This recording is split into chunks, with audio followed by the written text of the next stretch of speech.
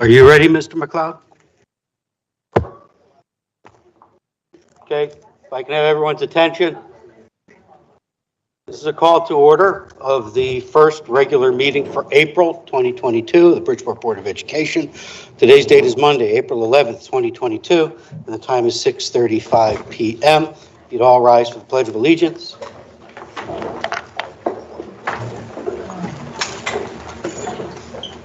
I pledge allegiance to the flag of the United States of America and to the republic for which it stands, one nation, under God, indivisible, with liberty and justice for all. Mr. Secretary, would you call the roll? Yes. Sybil Allen. Christine Baptiste Perez. Albert Benahan. Present. Bobby Brown. Present. Oh, sorry, Bobby. Got you. Erica Castillo. Present. Michael Macaron. Present. Joseph Sokolovic. Present and accounted for. John Weldon. Present. And Joseph Lombard, present. Okay, at this point, I'm going to defer to the superintendent for a point of personal preference. Thank you, Mr. Chair. I'd like everyone to take a moment of silence. Bridgeport Public Schools lost a loyal employee after a 2-year battle with illness, Morgan Graham, school psychologist, and also to keep in our hearts and our prayers the family of a student who we lost tragically from Warren Harding High School this morning. Okay.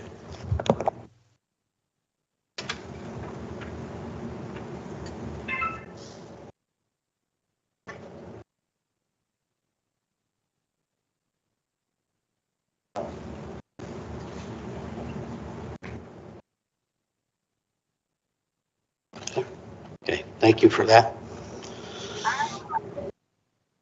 Mr. Chair. What I'm going to do is I'm going to ask for a motion to relocate item 10A to immediately following public comment. In deference to the fasting of the Muslim community that's here, I'd ask that that item be moved up so that this item could be addressed in a timely fashion to allow them to leave and break their fast. Is there a motion to that effect? Moved by Mr. Lombard. Slight amendment, Mr. Chair, to, before student representative reports. To move it up a little Okay. quicker. Well, this wasn't even seconded, so. I believe Mr. Lombard second. Who's seconding Mr. Lombard's motion? I have an amendment. Is 11A. Okay, I'm sorry. Who's seconding Mr. Lombard's amendment? Second. Seconded by Ms. Castillo. Mr. Sokolovic has the amendment. Is there a second on the amendment? Second. Second by Ms. Brown. All in favor of the amendment? Aye. Opposed? Aye. Okay. Wait a minute. We're relocating this to right after public comment? All right, public comment moving before student representative reports and then followed by, What do you want to do? we're moving this up to next because What do you want to do? it's going to move to number 3, public comment number 3, and Eid al-Fitr number 4. And then follow. So you want to move student representative reports? Behind, right, correct. Okay, fine. All right. All in favor of the moment as amended? Aye. Any opposed? Aye. Okay, so that's what we'll do. All right. Public comment. We have 21 members of the public. Guys, we have 21 members of the public to speak. Is everyone good with expanding from 15 to 21? All right. First one is Shireen Musa. Good evening, everyone, and thank you for coming tonight. My name is Shireen Musa, and I'm a board member at the Bridgeport Islamic Community Center. It is important just to clarify something. It is just important to clarify something before we start this meeting, that we had initially asked for 2 days. The first day, which is Eid al-Fitr, that is the following day after Ramadan, and the second day is Eid al-Adha, which is Hajj, or the Islamic pilgrim. Upon submitting our requests to the superintendent, asked for us to reduce it to 1 day, as it will fall on the summer for the next 3 years according to the New Year calendar. Unfortunately, this did not happen. I am stating this in order to clarify that all along we were asking for 2 days. And I wanted to add something that's not actually on my speech. This is not like what it was 5 years ago or 10 years ago when I was in school.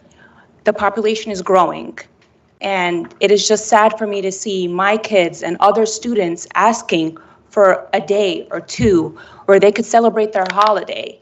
They just have to debate every morning on their Eid days or their holidays whether or not they should go to school because they don't want to miss out on their assignments or celebrate their holidays just like anyone else. Thank you. Thank you, ma'am. Hi everyone, thank you for coming tonight.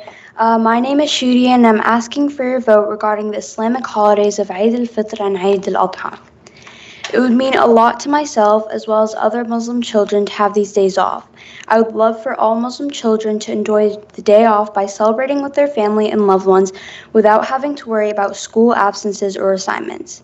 It would be amazing to have Eid al-Fitr and Eid al-Adha as official school holidays, as this will make Muslim students feel represented and loved within our community.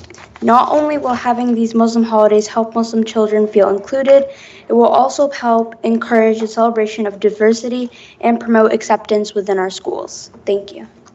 Thank you. I'm going to note for the record that Board Member Sybil Allen has joined the meeting. Dr. Khalid Alifi. Forgive me. Thank you. Good evening. My name is Khalid Al-Laythi, and I am representing the Bridgeport Islamic Community Center, which is the largest Islamic center in the state of Connecticut. I'll share a personal story. A few years ago, we had a family marriage in Toronto, Canada, and that was on a Sunday night. And the event ended like 1 a.m. and my son insisted that we travel very early next day without having a rest to catch his class at 11 a.m. Why we want to put our children in this choice, in this dilemma, to choose going to school or to celebrate their Eids. I am an educator. I have been teaching for 35 years.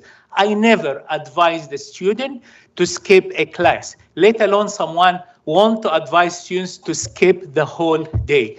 The Bridgeport citizens wrote this twice and communicated this twice, a petition signed by more than 200 people. The petition is here, and it went to every single member of the Board of Education and the superintendent.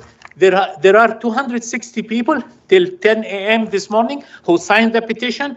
Out of them, 214 Bridgeport residents. Bridgeport citizens have raised the issue. It is the role of the Board of Education to respond to them. It's time to take an action. Thank you.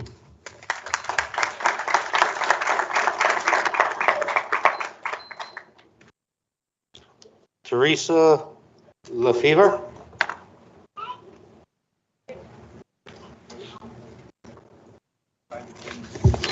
Good evening. My name is Therese Lefevre, and I'm co-chair of Connect, which stands for Congregations Organized for a New Connecticut. We are a multi-faith organization of over 30 congregations, representing from New Haven down to Norwalk. But tonight, I'm standing here as a mother of 4 daughters and a lifelong Catholic And there's never been anything more important to me than raising my children in the faith. As a Christian, I'm privileged to have my holiest days recognized, and I can fully celebrate with my family. This should not be a privilege. This should be a right for all faiths to be able to celebrate those most sacred moments with their families. I have a letter that I'd like to not read all of, but present to you tonight from Bishop Caggiano, the Bishop of the Diocese of Bridgeport. And in closing, he wants to say that he commends the students that have brought forward this issue, and he wholeheartedly recommends the addition of Eid al-Fitr and Eid al-Adha to the calendar, which would allow the observance of these holidays with their families. Thank you. Thank you.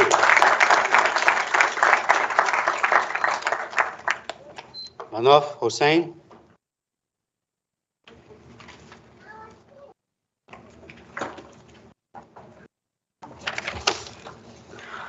Members of the Board of Education, Ms. Chairman, and Super Testani. Good day, I am Manaf Hossein, an 8th grade student at Park City Magnet School. This year, our social studies teacher decided to start a topic in class that everyone was interested in. This project was called Project Citizen. This project is about a topic in our class that we are looking to make a change in. We have chosen 10 topics and then narrowed it down to 3, and now 1. We have settled on Eid al-Fitr. Eid al-Fitr is a day when Muslims have completed their 30 days in fasting and now celebrating just this one day. Eid al-Fitr is unpredicted dates on what day it will be. Eid al-Fitr is a named day on the school calendar but not observed. This is a problem because Muslims deserve fair right and should get that day off. They need to stop worrying about any assignments and classes that they will have to make up for on the next day. The diversity community has suggested that we mark students non-absent and let them observe their holiday. That is a problem because not only Muslims could be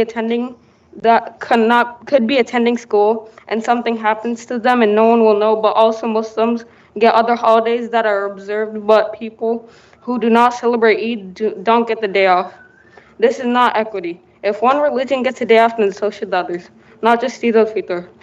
As this isn't a problem brought up by the city, I feel that the Board of Education members will rub this to the side and forget about it. Enough is enough. We need something to happen. Not all religions are being treated the same and deserve the same respect. On our first attempt, we got denied and resent back to collect more data. On our second attempt, the committee meeting we had got support from the Bridgeport Islamic Community Center. Once we tried to gather data and create surveys, Board of Education said that they didn't ask for data and it should have been survey ran by the superintendent's office. Then they made 2 motions, one motion to pass this on to the full Board of Ed meeting and another. Go ahead. Go ahead. Another motion to look at any other holidays that aren't observed on the school calendar. This project took a long time and much effort, so we should get this day off. This needs serious consideration and thought as this is a major idea that we are trying to solve. Please help our class and make history and approve our plan. Thank you for taking your time to read and pay attention, and I look forward to hearing on what you have to say. Thank you. Cesar Juarez.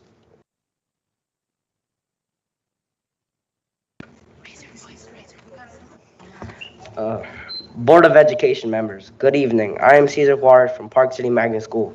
You all are aware we want Eid al-Fitr as a day off, but I want my Muslim friends and their families to have the same religious freedoms I have. As a Catholic, I get many days off from school.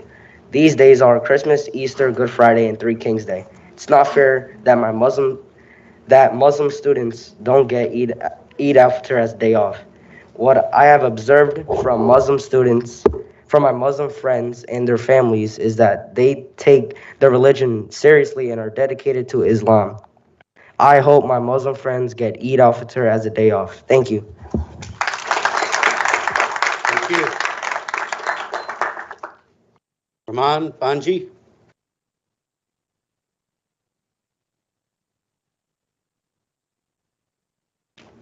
Assalamu alaikum. Good evening, Mr. Chairman, members of the board, Superintendent Tastani. I am Rehan Bandi from Park City Magnet School. At the beginning of the year, we were introduced to Project Citizen. We were allowed to pick a problem in our city. Fast forward to the middle of the school year, we had 20 problems. As a class, we shortened to 10 problems and 4 problems. Then we had a big class discussion, and our class decided the most important problem was that Eid al-Fitr is not observed as a school day off.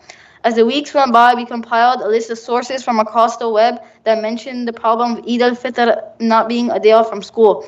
Along with that, we held a bunch of interviews with students that are in Bridgeport Public School District and workers from the district, such as teachers and our principal at Park City Magnet School. With all the information we gathered, we created a PowerPoint that we would present at the Bridgeport Public Schools Committee meeting of Educational Diversity, Equity, and Inclusion. At the first meeting, we got shut down. We looked at this as a positive way, as the next time we couldn't come back with an even stronger PowerPoint. At the next meeting, the Islamic community of Bridgeport came to support us in our second attempt at the meeting. After that meeting, here we are at the regular Board of Ed meeting. We have come a long way in our journey as a class, and we will not give up until Eid al-Fitr is a day off from school. Thank you. I would like to submit written testimonies to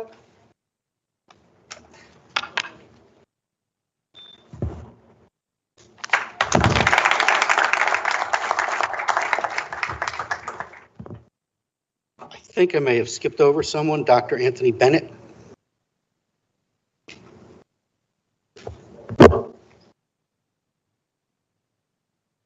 Good evening. I am Pastor Anthony Bennett. I am blessed to have been the pastor of the Mount Airy Baptist Church the past 28 years, just celebrated a couple of weeks ago. I've been before generations of Board of Education members discussing many things. I think these young people spoke for themselves tonight. And so I am here as a Christian pastor to support their efforts, to say that it's only fair in the Abrahamic tradition, the Judeo-Christian tradition, that we afford them the opportunity not to have to choose between becoming the excellent students that they are going to be and practicing their faith. And so as my co-chair of Connect, Therese Lefevre, has spoken, we stand with our Muslim brothers and sisters and say, please allow them the opportunity to celebrate and to commemorate their holidays. Thank you.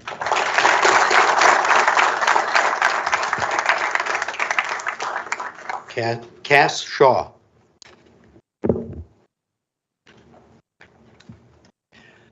Members of the board, good evening. I am Cass Shaw. I'm the former president and CEO and current advisor to the Council of Churches of Greater Bridgeport.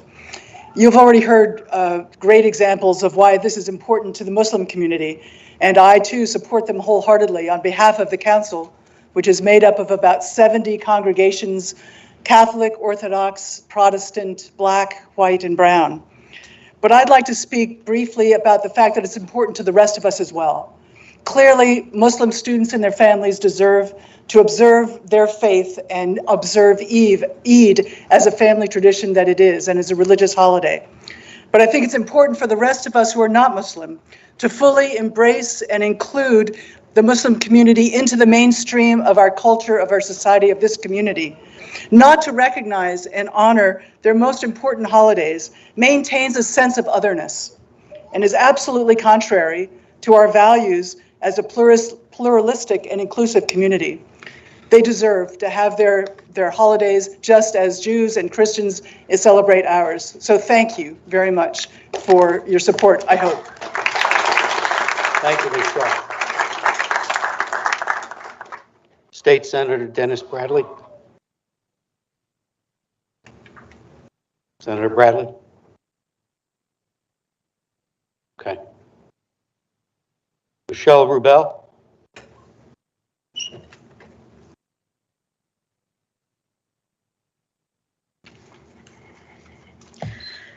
Good evening. My name is Michelle Rubel. I'm the ordained cantor at Congregation B'nai Israel here in Bridgeport. For those of you who don't know what a cantor is, we're sort of like rabbis. We specialize in sort of the musical elements of the synagogue and therefore are infinitely more interesting than rabbis. As a Jewish child, I attended public school just over Long Island Sound here in Long Island, and I had the luxury of having days off for the high holy days each fall for Rosh Hashanah and Yom Kippur, which are the two holiest days in my faith. I didn't know it was a luxury until I was older, and I realized that for many religious minorities, including my fellow Jews growing up in other places, having the ability to observe our faith without missing school was not a given. And as a clergy person in Fairfield County, I have seen the ways children and parents in our congregation have had to fight for the recognition of their faith within the public sphere. And I've seen the struggle of students and parents and even teachers and administrators when they are asked to become the token representatives of Judaism in the classroom, in the school environment. The goal of any school should be to educate and nurture the whole child.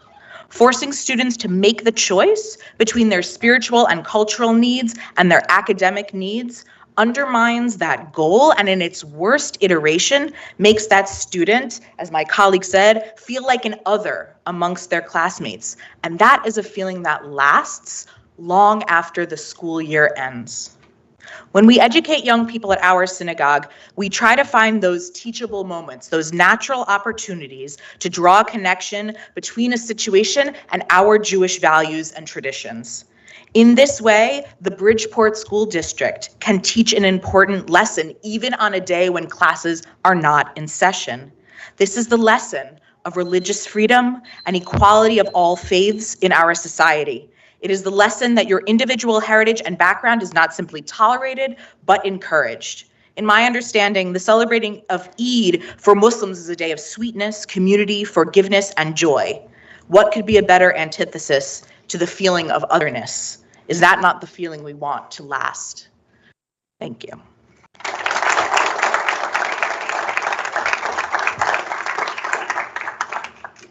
Dr. Tarek Hamdia.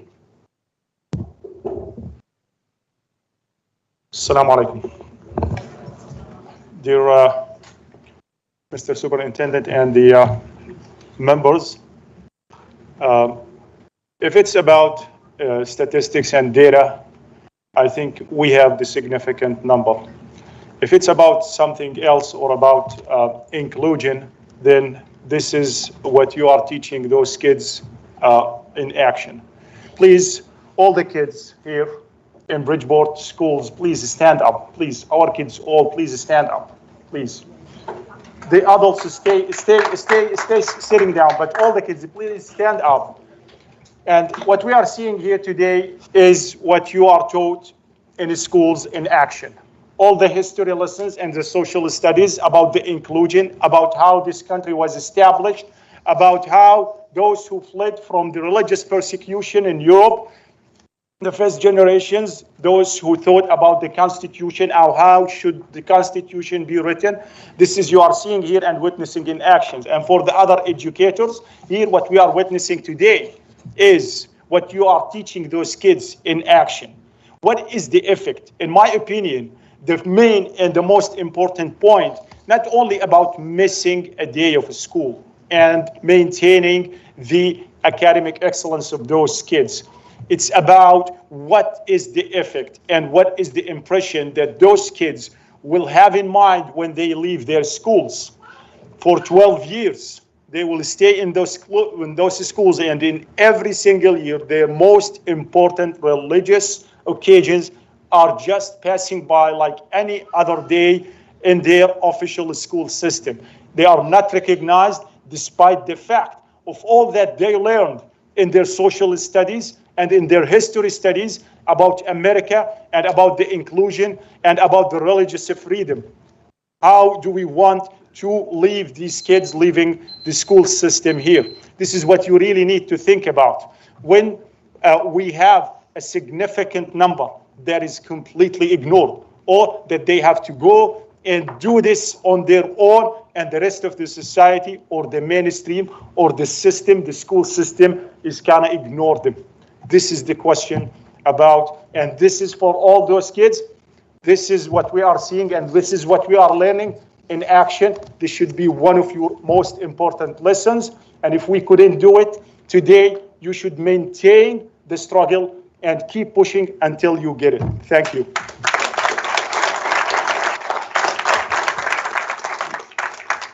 Denise George.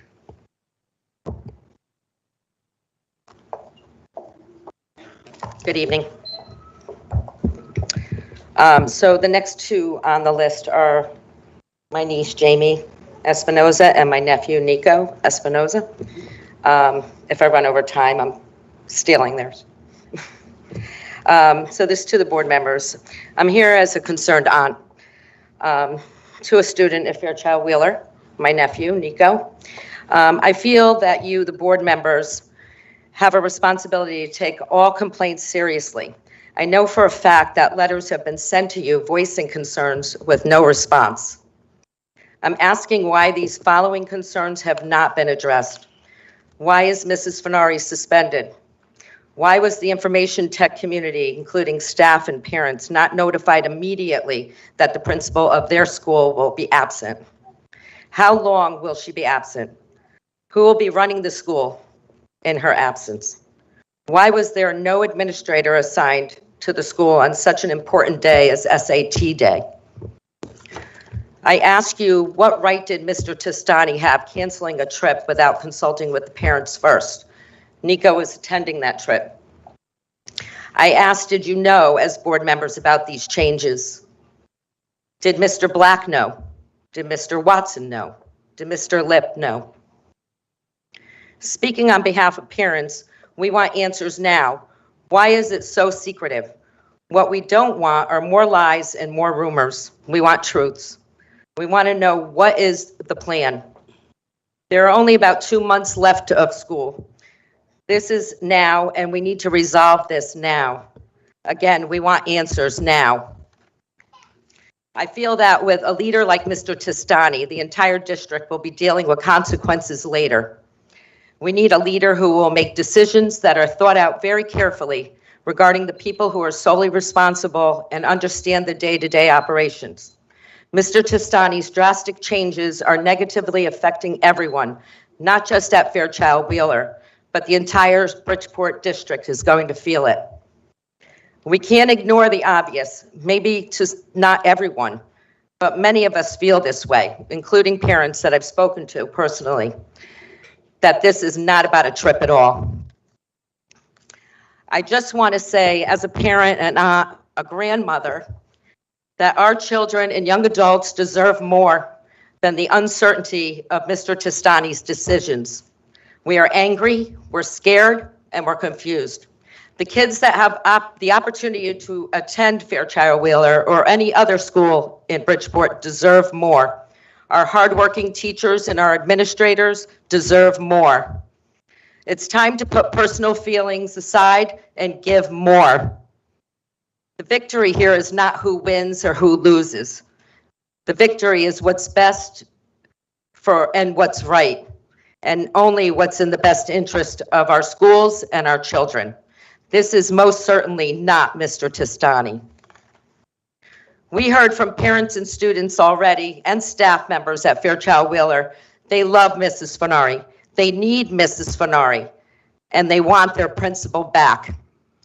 I realize as board members that your responsibility do not include micromanaging Mr. Testani's day in and day out duties and activities, but it does include you evaluating him based on his work and his management of the district and the decisions he makes.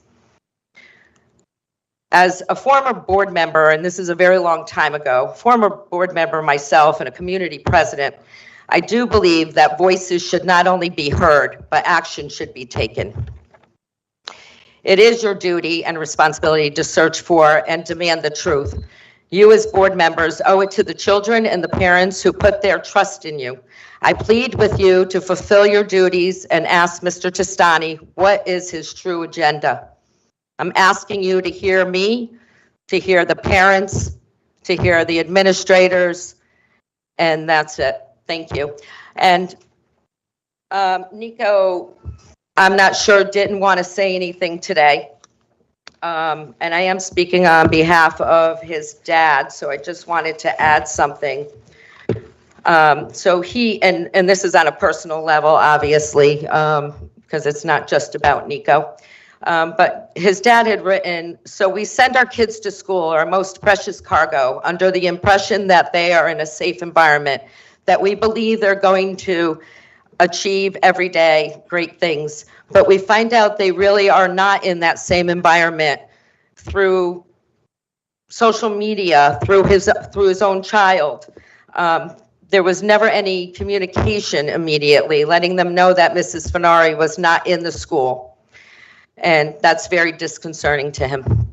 So I just wanted to read that for him. Thank you. See, Mr. Bradley has entered. Yes. Thank you. Senator Bradley. Thank you.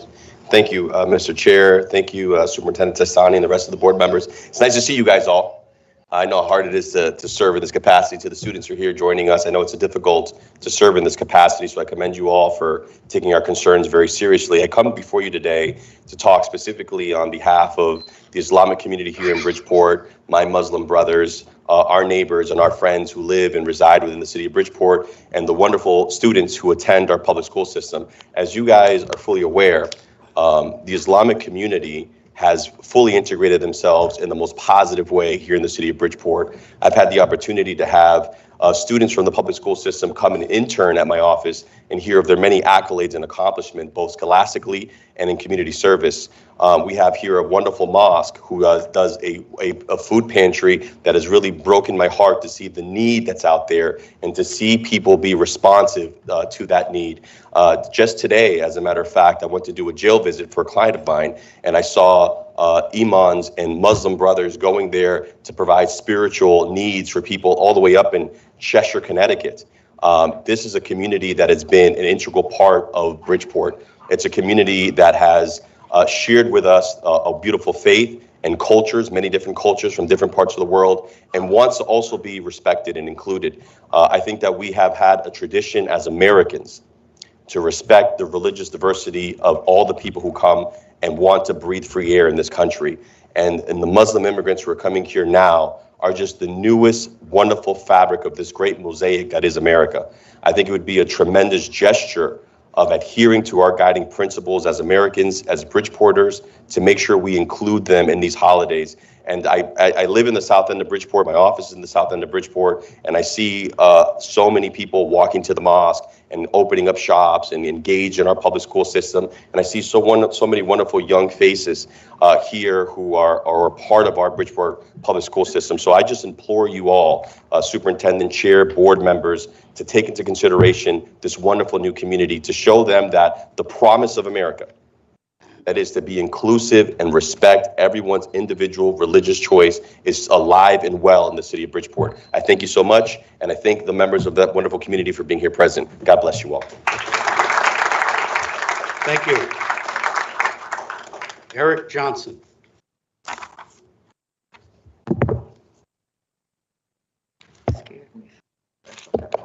Good evening. Assalamu alaikum. This message is chiefly for our students, the students here, the students watching at home, and I know you're watching at home. I told you that if we came ready, we came prepared, the community would back us, and here they are. Thank you to all the members of the community. Thank you for being here. We're with you. And to you members of the board, thank you very much. Thank you for the opportunity to hear our arguments, to hear our position, and to take us seriously. We appreciate that, and you've given our students the greatest lesson that you could possibly give them. You've given them a lesson of faith in government, and I can tell you personally that they are the change that we're always hoping for. Thank you for listening. I yield my time to Mr. Tahassan Islam.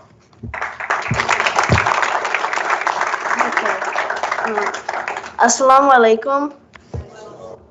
Honestly, a lot has happened in the last 3 years that changed our lives. This year, we were able to go back to our school and learn new things and interact with other people. We started this simple project and we thought it was not possible, but we had hope in ourselves. And now we just passed a policy that would change people's lives forever. I feel proud that I was part of this project because this public policy was always a problem in our family when we celebrated our holiday, Eid al-Fitr. You see, I liked school and always on Eid, my mother would tell me not to go to school. I wanted to go to school, but I liked Eid too, and I did not want to miss a day of school, so I'd always decide to stay and celebrate our holiday. This usually made me upset, but I had to choose. If this policy is passed, it would be a different and good it will be different and good for the future. I want to thank my class for helping me support a policy that should be passed. Thank you. Thank you. Jean Malgoglio.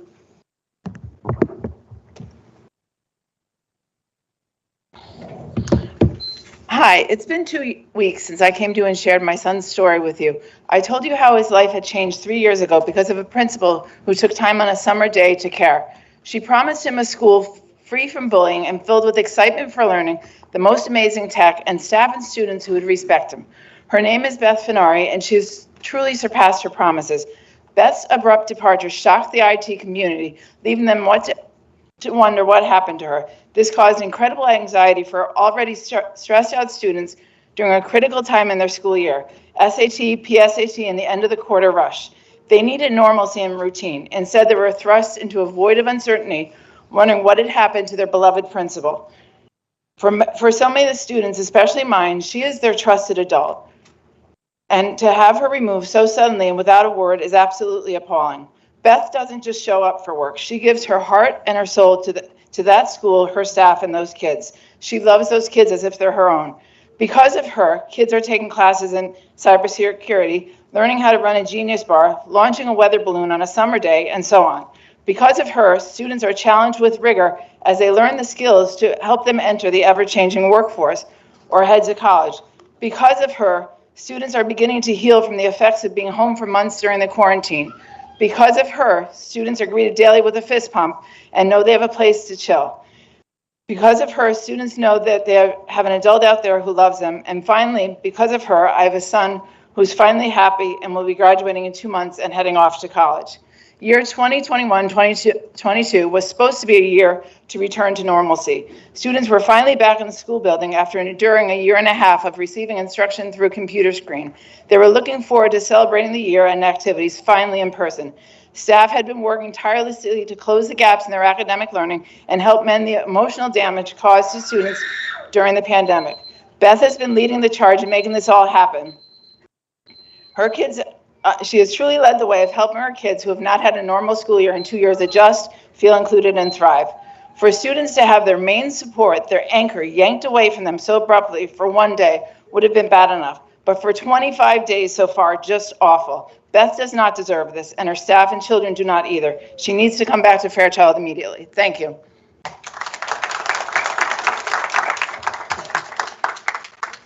Anjumanara Chowdhury.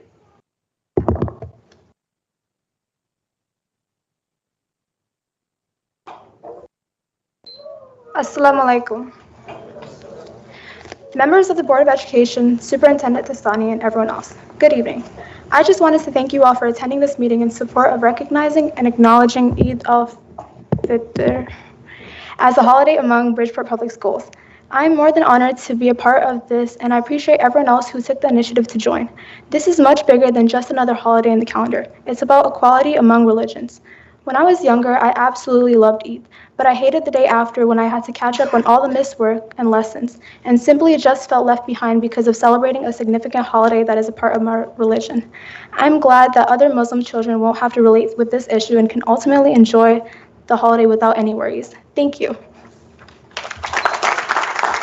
Thank you. And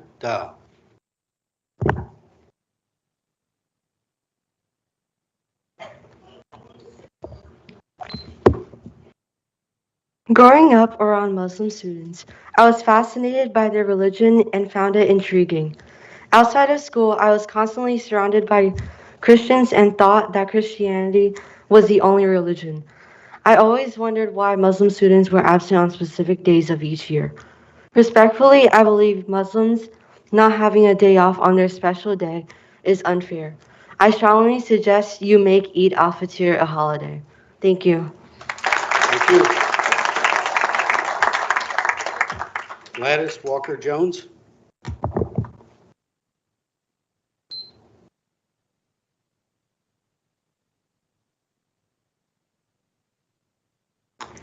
Good evening. On behalf of Stanley Lord, the president of the NAACP for the Greater Bridgeport area, the executive board and the education committee, we want you to know that we stand with our Muslim population and we ask that you take their concerns seriously.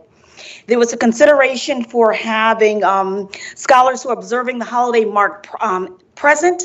That should be a non-starter. That's a security issue. So again, on behalf of the executive board of the NAACP, we stand with our Muslim population. Thank you.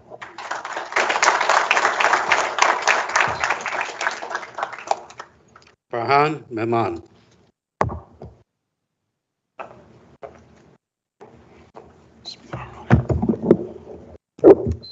Good evening, Chairman and members of the School Board Education.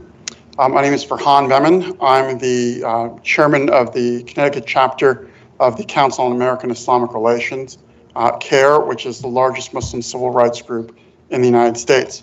We're based in Hartford and we work through the media and in partnership with state agencies for a better understanding about Islam.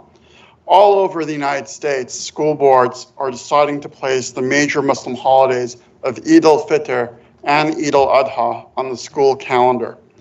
Eid al-Fitr signifies the end of the month of Ramadan, a period of religious observance essential to the Islamic faith. We're in the month of Ramadan right now. And Eid al-Adha signifies the end of Hajj, Islam's annual holy pilgrimage to Mecca. Both days are commemorated by Muslims worldwide through prayer and celebration in accordance with our faith tradition.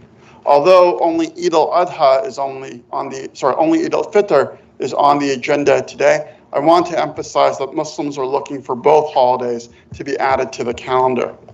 School boards are making this decision because having a district-wide holiday on the two Eids is in the interest of equity, it's in the interest of the educational interest of students, and because federal and state statutes require that the needs of Muslim students be reasonably accommodated. In Bridgeport, your district observes Rosh Hashanah and Yom Kippur, the two Jewish high holidays, Christmas, which occurs during the winter break, Three Kings Day, and Good Friday. I would hope that there are valid secular reasons that the district has chosen not to hold classes on these days, and it only seems equitable that the district apply the same criteria to Muslim students as well. The educational interests of students in Bridgeport are best served if classes are not held on these 2 days. First, Muslim students should not have to face the choice of celebrating the holiday with their family and friends or going to school. And even if tests and assignments are postponed, some families will feel the pressure of attending school. Secondly, non-Muslim students will have to wait for Muslim students to catch up if the schoolwork has to be repeated again when they come back to school. So a holiday for everyone makes the most sense. Lastly, there are many statutes applicable to students, staff, administration, and faculty that require the school district to make reasonable accommodations so that these constituencies can observe their religious holiday as others do in your district. For these reasons, I hope that you will vote to put Eid al-Adha and Eid al-Fitr on your school calendar as district-wide holidays. Thank you. Thank you. Maha Ete.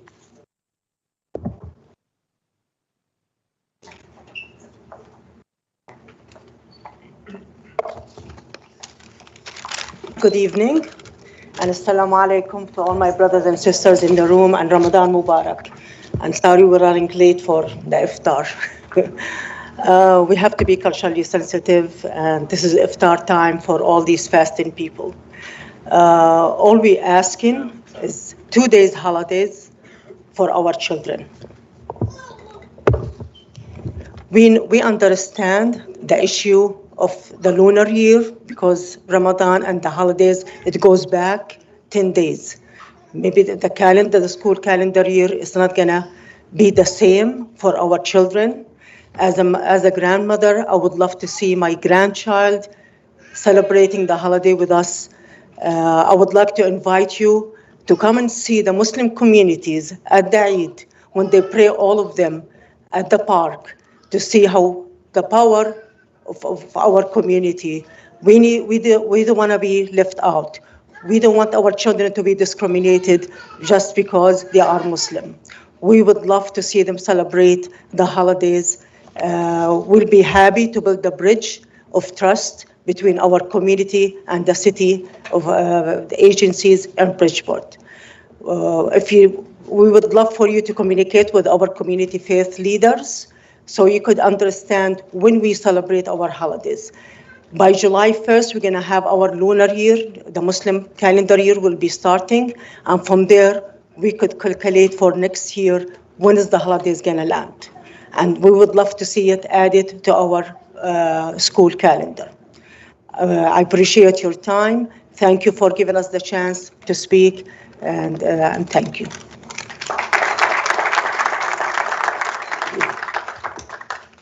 Okay, that concludes public comment. Thank you all for that. As per the amended agenda, we're going to discuss item 11A, discussion and possible action to close schools in observance of Muslim holiday, Eid al-Fitr. Before we get into that, our attorney initially was going to be here to provide some information to us. That wound up changing, and he provided something in writing instead, which I'm going to read to all of you. There were a lot of legal citings in the various presentations which were made, so I sent the presentations to our law firm to have them review them and give us a formal opinion. And the subject is religious holidays. 1, there is no statute in Connecticut governing, allowing, prohibiting closing schools on religious holidays.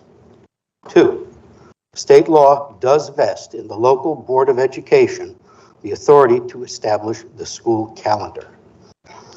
Boards of Education cannot endorse any particular religion or even religion in general. This is a violation of the Establishment Clause and is a violation of the U.S. Constitution. Therefore, it is illegal for a board to close school for religious reasons.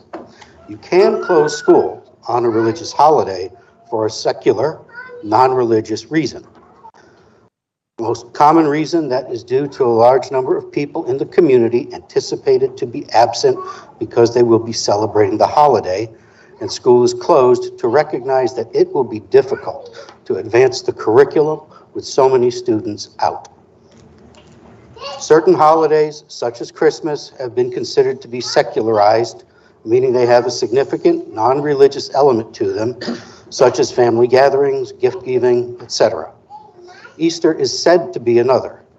Court has been split over Good Friday, but some have said it becomes a long weekend that people visit family, go away, etc. The bottom line is, if the Bridgeport Board of Education is to close school for Eid al-Fitr, you must do it because you anticipate a large number of students to be out, thereby frustrating the educational process. That is the opinion of Floyd Dugas, our district counsel from Bertram Moses. So I'd ask that everybody consider what's just been said. If you have a question, you want me to reread something, please feel free. So, does anyone have anything to say? Do you want to just start going around the room? Ms. Baptiste Perez? I think it's evident by the growing population of the Muslim community in Bridgeport that there will be a large amount of students absent during the school year. Therefore, based off of the language from Bertram and Moses, it would be applicable that Eid al-Fitr should be observed by the school board because we would have numerous students absent, and that would cause a delay and issue in the educational system, as the schools would have to catch up a bunch of students. So in order to avoid that, I think that Eid al-Fitr should be observed as a holiday. Mr. Testani, you were asked to get some data previously regarding school absences. Did you get that? Yeah, per the request. 1 second. We looked back, data management to go pre-COVID, and so 2019, I asked data management just to look at the day of the holiday, the day before the holiday, the day after the holiday, just to get an idea. And in 2021, there was some semblance of normalcy last May after vaccinations and a return to the majority of the district to in-person learning. We did the same thing. The absences seem to either favor the day after in 2019, much more significantly higher of the 3 days, lower on the actual holiday, and the day before the holiday in 2021, and pretty consistent the next 2 days. So what were the exact numbers? Day before, day of, day after? June 3rd of 2019, unless my research in choosing the holiday was incorrect, it was June 4th of 2019. So there was June 3rd, 1,457 students in the district were absent. On June 4th, 1,399. On June 5th, 2,070. And then on, if I'm incorrect, please correct me. On May 13th of the holiday in 2021, there was 1,512 students absent.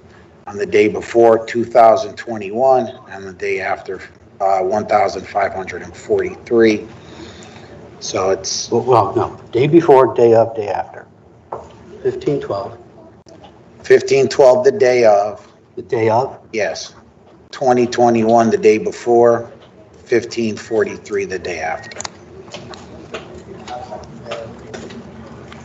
On an average day off, we pick some random dates in those similar week or so before. In 2019, May 21st, there was 1,308, 1,299 on May 22nd, 1,213. So there was an increase, a slight increase of 100 or so students on the day of. And then in 2000, and we did 2 weeks after the holiday in 2021, 1310 on one particular day, 2043 on another day, and 1319. So we tried to stay consistent with days of the week that were similar, but I don't know if this data really provides any insight, because as parents said, they send their children to school despite the holiday because children don't want to miss school. So I don't think this really reflects any real accurate data. But that's my whole point here, because that data is very skewed. Because we have children that I know personally that go to school on the holidays because they don't want to miss class. I'm not sure where this data is coming from, but that data needs to be looked at. I don't think it's accurate, to be honest with you. Thank you. Mr. Lombard?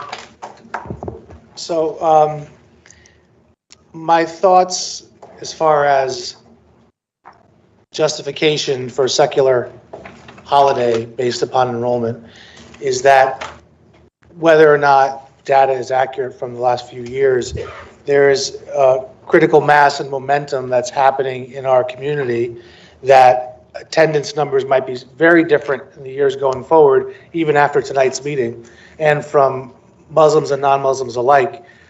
So I definitely think that is the direction that we need to go on this issue. However, I want to also say, and this is jumping ahead a little bit to another agenda item, I just want to say that this is the moment, this is the right thing to do, in my opinion.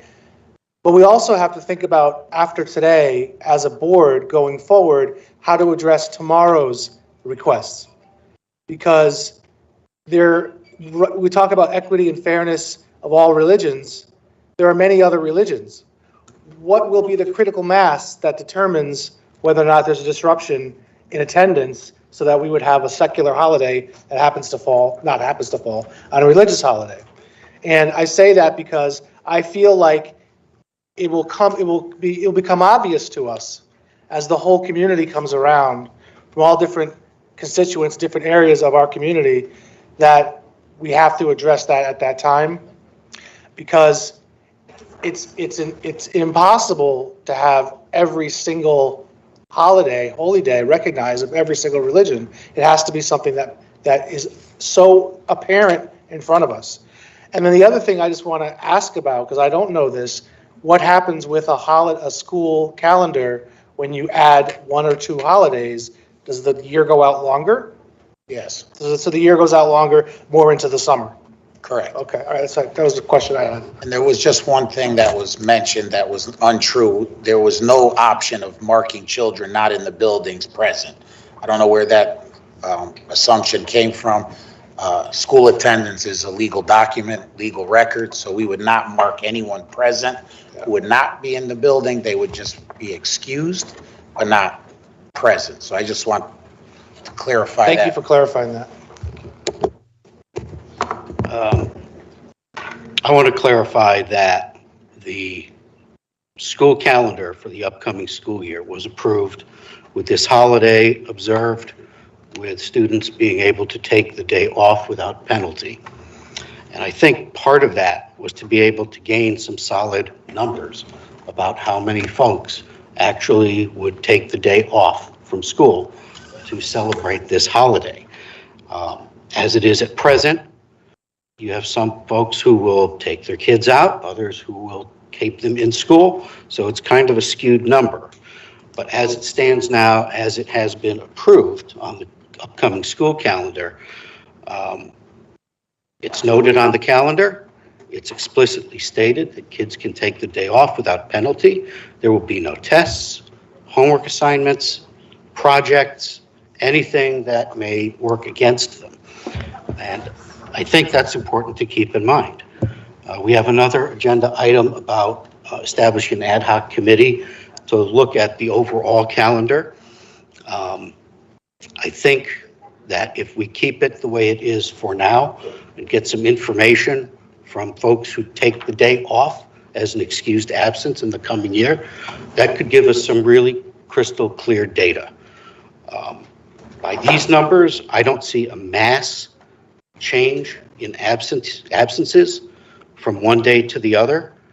I don't see us going from, 13, 14, 1,500 absences to 5,000 because there's a sudden influx of people taking the day off. So I don't think that this data gives us substantial reason to close the entire school system at this point, because at this point, you would be looking at the remaining 20,000 school kids being sent home, their parents being forced to find childcare and the like, or having to take the day off themselves, when we don't have concrete data to support that. And so I don't think that this rises to the level where we can reasonably say it justifies closing an entire school system. That's my position. I think this needs to be revisited with some harder data. Mr. Skolovic? Yes, you just laid out the perfect argument for closing the schools on that day. You said there will be no homework on that day, no exams, no important lessons on that day. So instead of just shifting the calendar to add an extra day at the end of the year, we're not going to force 20,000 kids to take off, but we're going to force 20,000 kids to pause their education because we can't figure out the calendar. Why should we have no lessons on that day? Our students have suffered so much learning loss already. To have them lose learning for one more day simply because we can't adjust the calendar in the sense of fairness is totally unfair and totally, I don't know. I don't know what to say. I'm just stunned. I mean, If our superintendent can't find one day on the calendar to shift either forwards or backwards to accommodate not just the Islamic students, but the 20,000 students who would have to pause their learning in order for those Islamic students to be excused for the day, is totally beyond the pale. Okay, to clarify, not having homework doesn't make the day a waste. Kids can still be doing things that keep them active. And children, families who choose to send their kids to school can send them. If they want to keep them home, they can. But they're not going to be penalized for it. Mr. Benahan. Thank you, Mr. Chair. Good evening, everyone. It's an honor for me to guide you be here, and whoever sent me the emails, I already sent you. You guys received my response back, and I'm here to support all of you 100%. And I know Mr. Testani and board members, all these kids, they can be absent 1 week or 2 weeks, and I guarantee 100% they will get A+, because they're very smart. They're very intelligent. They do the job very good. I'm very proud of that. But trying to, I don't want this situation that Mr. Stanley say in our committee meeting. We don't have to bring this to the board, but they decide to bring it to the board. I don't know why the reason why we stop. Why can't I have a day off or 2 days off these people? They deserve it. They're very professionals. The parents, they are here. They were supposed to be home with the kids.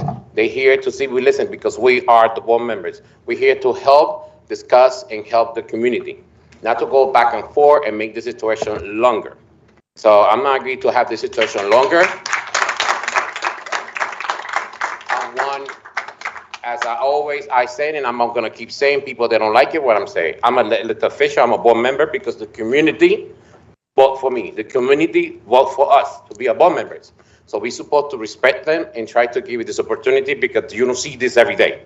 You don't see this, why in other towns they have this and they cannot have it. So I support them 100%, and I hope this is a decision we can have it tonight, because I say, do you want to bring it to the board, Mr. Chair? We have to have the discussion and have these people have the opportunity to respect the religion, and I support you 100%, and I will be in your side. Thank you, Mr. Chair. No more questions. Mr. Macaron, do you have any thoughts you want to share at this point? No, I'm just going around. Okay. Ms. Castilla, do you have anything to bring to the conversation?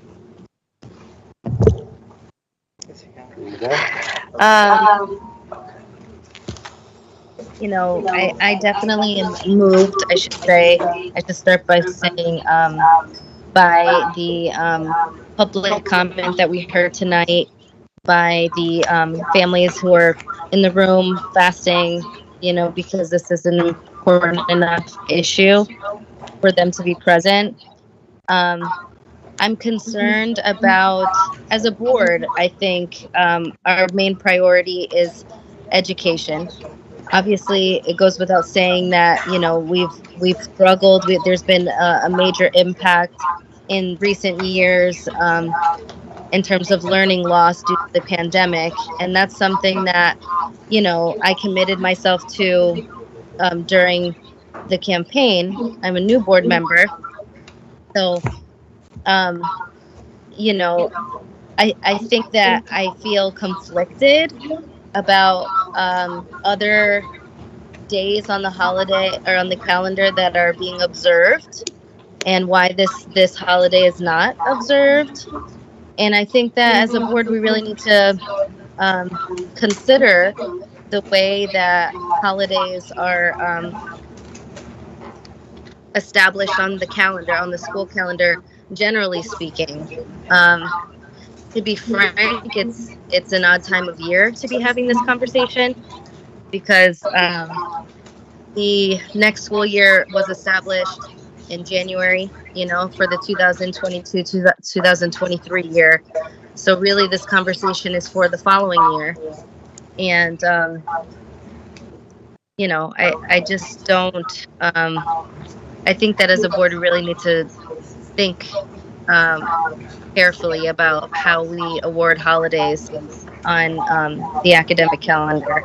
I think another thing to consider is that there is a state requirement about how many days students have to be in the classroom throughout the duration of the school year. And I don't see that any of these holidays, including Eid al-Fitr, that it conflicts with that. But I am concerned that, you know, we're opening up the floodgates for future conversations, like Mr. Lombard said. I did have a question for Mr. Benahan. You had mentioned that there was other districts that recognize the holiday. Which other districts recognize this holiday? Camden, New Haven. Hamden, New Haven, I have another district, I will mail you the town. They really, New York City, that they support.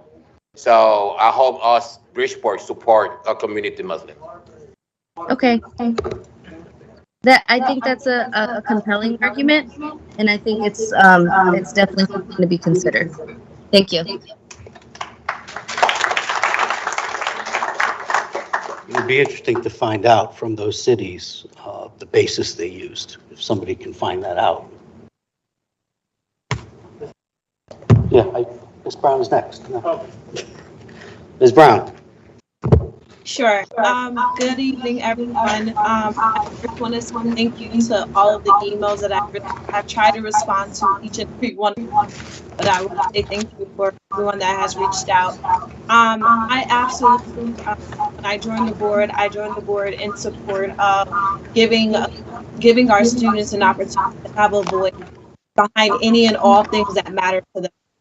Tonight and the weeks that our Education, Diversity, and Inclusion Committee, I have been in a place to hear our students' concerns and also to have seen the importance of this issue.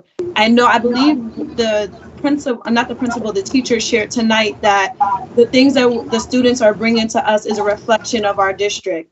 The fact that we preach and teach education, diversity, and inclusion as one of the things that we want our students to focus on, and to hear them and to see them utilizing the skills that we push out every single day within our district, I think it's amazing.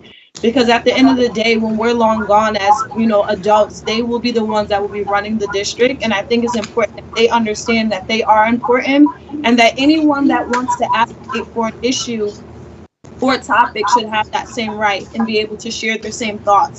So if everybody wants a day on the calendar, if it grants them the opportunity to share their thoughts and concerns, I think as board members we owe them that opportunity to be able to listen to their concerns.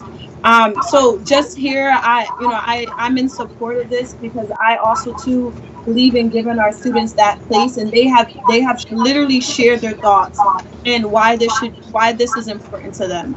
So whether I know Mr. Weldon did talk about that there's going to be a committee formed to be able to look further into some of the things that Ms. Castillo has brought up.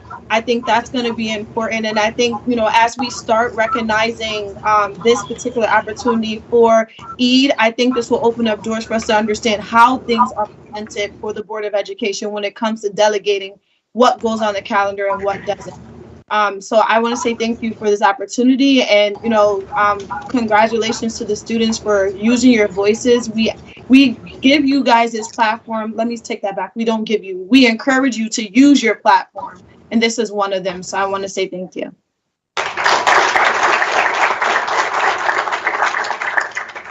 Okay. Go ahead, Avery. Okay, from a student perspective, we are all about diversity and inclusion in Bridgeport. So if you were just to give an excused absence, what's stopping for the rest of the students? If I personally had the knowledge there was going to be a day for an excused absence, I wouldn't go. So what's stopping the rest of the people who don't follow that holiday from not going? So to answer that quickly, someone would have to turn a note in for you. Your mother would have to say. Yeah, of course. Yeah, of course. I'm just throwing that out there. But also, you said there would be no homework that day, whatever. What about lectures? I know at the high school level, I missed a day of school because I went on a field trip for something sports related. And I missed a whole ton of notes just from that one day missed. I know homework, you might not get it, but just the lecturing and being in class that day makes a difference. So why can't we take a day off from, if you're looking for a day to take off, we don't need 2 weeks for Christmas. Take a day off from there and move it to give them their holiday. Like I said, we're about diversity and inclusion. So if adding just one more holiday and taking away from something else, which we don't, like I said, need 2 weeks for Christmas, then if it gives them the inclusion they need, then I think we should add it. It's just my student opinion.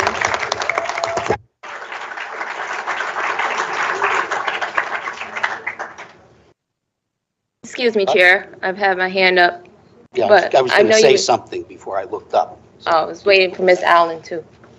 So I want to remind people what I said earlier. We cannot close schools for the sake of religion. We can't do that. That is against the law. There has to be a secular reason for this.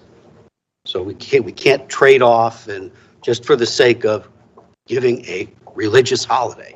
There has to be a secular reason. And that's continuing to be lost. So I want to reiterate that. Okay.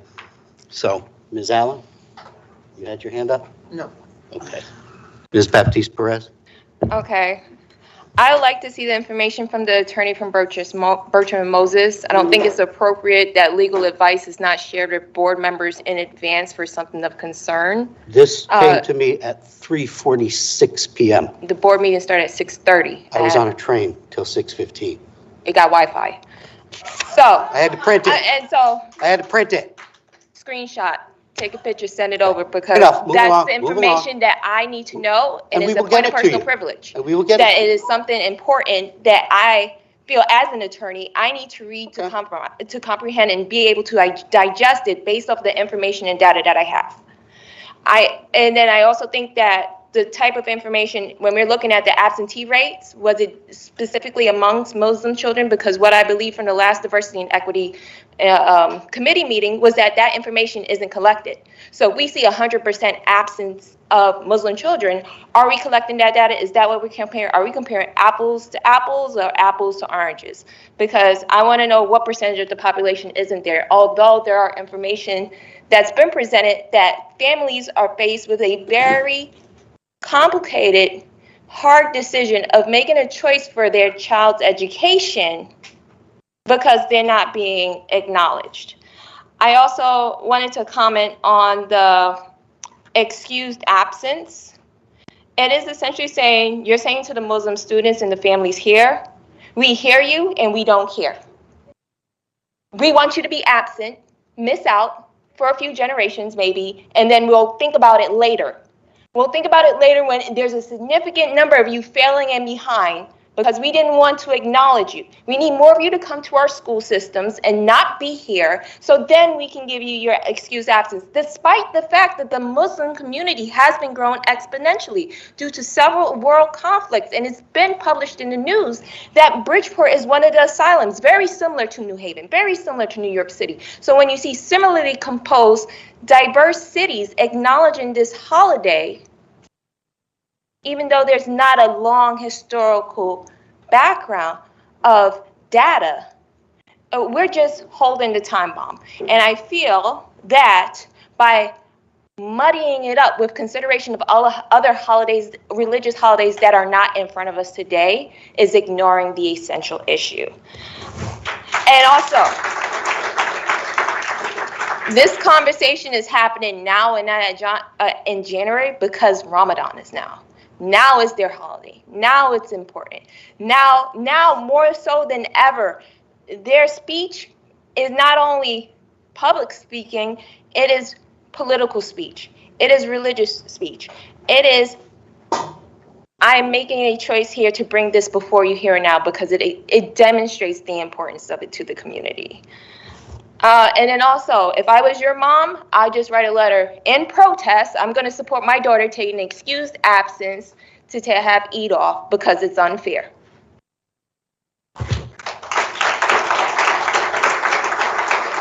If that's all it takes to have the day off is just to write a letter saying, I want my child to be equitable to other students in observance of their religious holiday. Calvick? Yeah, I got a question and a comment. A question for Mr. Testani. How hard would it be to find a day for the holiday should it be approved? Your microphone, Mr. Sokolovic. Thank you, I apologize. My question was to Mr. Testani. How hard would it be to find a day should this be approved this evening? Wouldn't be hard at all. Okay, and on that note, I would like to make a motion due to the fact that many Islam students will be off and the disruption that it will cause to the school day and operations of the system, that we approve Eid al-Fitr as a holiday going forward to the 23-24 school year. I second it. Okay, second by Mr. Lombard. Clarify, Mr. Sokolovic, you consider 5% of the total enrollment being absent on a day to be a significant amount of the student enrollment. I consider the 95% of the students' education that will be stalled because of those 5% accommodations that we would have to make. We have 95% of the students won't be getting homework, they won't be getting important lectures, and they won't be getting tests and exams, and a pause for the entire 19,000 school district. I do consider that a point of contention that needs to be looked at in making this decision, because it's not only about the 5%, it's about the 95% that are going to be held back. Okay, so to be clear, accommodate the 5%. hold on, so you're kind of flipping it. To be clear, I'm To be making the clear, accommodation you're based on flipping it. education issues. The legal definition is that you anticipate a large number of students to be out, Point of thereby personal frustrating privilege. the Will you share that educational process. information with the How many board? people are And for- by that definition, you are saying that you consider 5%, Yes, I do. I consider disruption to. and everyone else I would would, May we need see to the consider. legal document, Chair? Can you take a picture and send it to me? I would just like to say something. First of all, I want to clarify your motion that you, just so it was heard. That's for the 23-24 school year, correct? Is that what you said? Correct. Correct. So it's not for next year, it's for the year after. Because this year's calendar is already set. That'll be for the He year. seconded that. I seconded He's that. clarified his opinion on what a significant number And I is. also just want to say, regardless of a particular explanation of legality, I also think that in general, the board, at least I understood, can set the calendar. Yeah. Even if it's not for a mass of people being absent, if we want to, as a board, we come together and vote, we can set the calendar. So Mr. Sokolovic's flip could be a reason why we consider changing the calendar, not only because it's satisfying the prospect of a large number of people being absent. Just to clarify that we have the authority to do that. Yes. So. Yes, we do. But again, just making sure. No, I understand. Everybody's And on the same I page. appreciate you representing, what he wrote. All right. So, unless there's any further discussion, do we want to take a vote? Question. Hang on. Mr. Castillo has a question.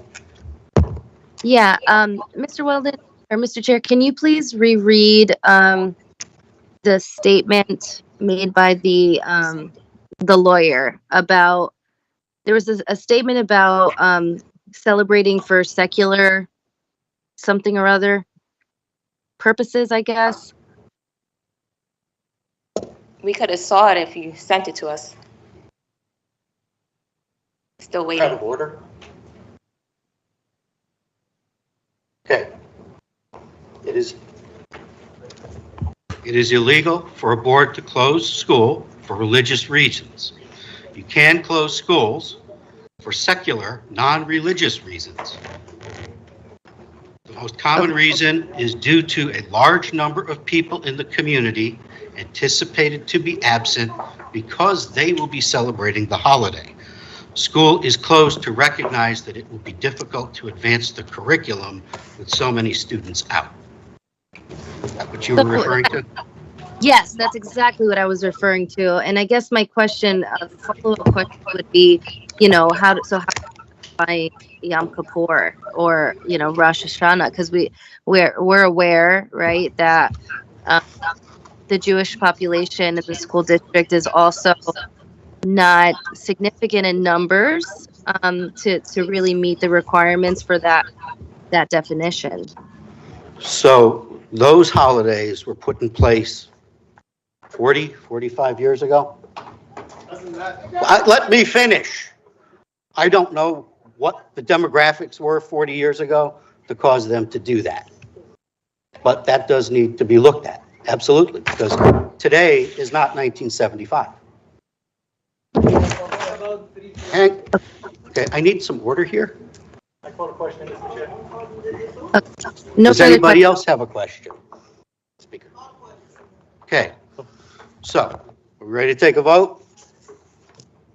Mr. Benahan? Yes, I'm still waiting for the document to be sent to me. Mr. Benahan? That's a point of personal privilege. You asked me to make a vote based off of content, and then you're not sharing it with the board. I don't need you to read aloud to me. I went to school for that. Thank you. Okay, Mr. send Benahan? it. You're out of order. Mr. I Benahan? challenged the chair. Mr. Send Benahan? the document. Mr. Benahan? All right, I'm gonna say this, and this is not something. First of all, we had to stop, us as a board members, we had to relax and stop the body language. All right, that's one. Second, if we got another holidays, Three Kings Day, all the holidays we have, that I don't care, they did it 1975, 1940, 2000, I don't mind. What I mind is these people need to have the holiday. It's the only thing I care because we approve so many things in the calendar. We have so many holidays. I don't know how many years now, it's a beautiful community come and ask for the holidays. It's an issue. It's a comment. It's a but. No, we want to. We can. No. I like I said, and Mr. Testani said exactly in our committee. It was necessary to bring it to the board because Mr. Testani said that, but you decide to bring it to the board, Mr. Chair. And Mr. Testani just said right now, Mr. Joe Sokoloff asked a question. It's going to be some issue about the date, and you exactly say no, Mr. Testani, right? I know it's a policy, it's a protocol, and everything, but why we had to stand the situation more longer when we asked that as a board member, you know, we are elected, we are elected official board members, we got a community to be sure we can accept the days this Muslim community have. This is taking so long. They need to have to stop and let's make a decision and that's it. Okay. That's the only comment I have to say, Mr. Chair. All right, so Ms. Allen wanted a clarification. To clarify, a vote of yes means that you feel that there are sufficient number of absences on the subject holiday to warrant closing schools. I think the motion again, Mr. Chuck, please. What's your motion? You just want to close schools on that day? Motion to close the schools on Eid al-Fitr due to the significant absence of students and the disruption it will cause to operations. That's the other part, okay? So do you understand? I think so. Okay. All right, all in favor? I still have a comment. This is debate, discussion. He called the question. Yeah, it's a question. What's your question? Go ahead. I just wanted to clarify, a valid secular purpose is related to the rational basis test. So it has to be rational related to it. Valid secular purposes is not necessarily limited, and this is like a good reminder of constitutional law, first year law school, that it cannot be arbitrary and it cannot be irrational. And so part of my reason for requesting the documents that I should be able to observe is to make a rational determination and whether the law actually is restricted, because there are citations in it, as you mentioned early, so I should be able to review the citations and see on what basis other courts in Connecticut or within the United States has provided those opportunities. And I don't think it's necessarily so restricted that it's based on the attendance rate. However, without the document in front of me, it is very hard to make an educated decision. So it's been sent to you. This is his preliminary. He is going to provide a much more expansive with citations, but this is what he provided tonight. And so he just provided a preliminary information. He provided an email. Despite knowing that this was going up for discussion amongst the board and the population would be here. So we're going to take a vote now. I still haven't got it. All in favor? Roll call vote. Roll Roll call vote? Yeah, can we have a roll call vote? Clarify. Okay, to clarify, a vote of yes means we are going to close schools on Eid al-Fitr because it is perceived to be a, what was it, Joe? What's your phrase? Significant number of students will be absent and cause a disruption to the entire school system. Based on the information that's been provided tonight, correct? Sir? Sir? Inappropriate. Okay, roll call vote. I just clarified it. I didn't hear it. I'm sorry. Okay. Are you ready? No, Vote no? I just said I'm not ready Okay, so I'll go. Christine Perez? Yes. Robert Manningham? Yes. Can you turn on the microphone? Sorry, Bobby Brown? Yes. Erica Castillo? Yes. Michael Macaron? Yes. Joseph Sokolovic? Yes. John Weldon? I abstain. Sybil Allen? Yes. Joseph Lombard, yes.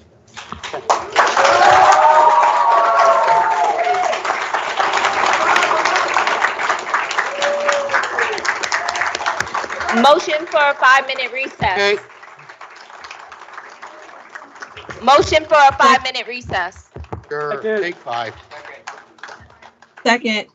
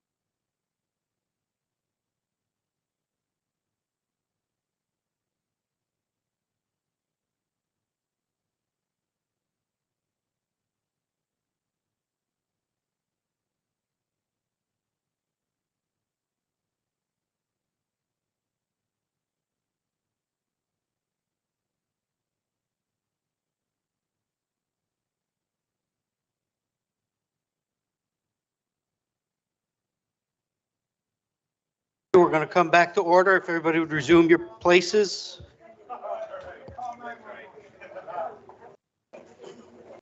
Where'd Sybil go? Did she leave? Go. Leave? Oh, there she is. Okay. Okay. I didn't know if you left. The place was empty. I did not leave. Okay. No, it's not over. Until we say so. Okay. All right. Are we back online?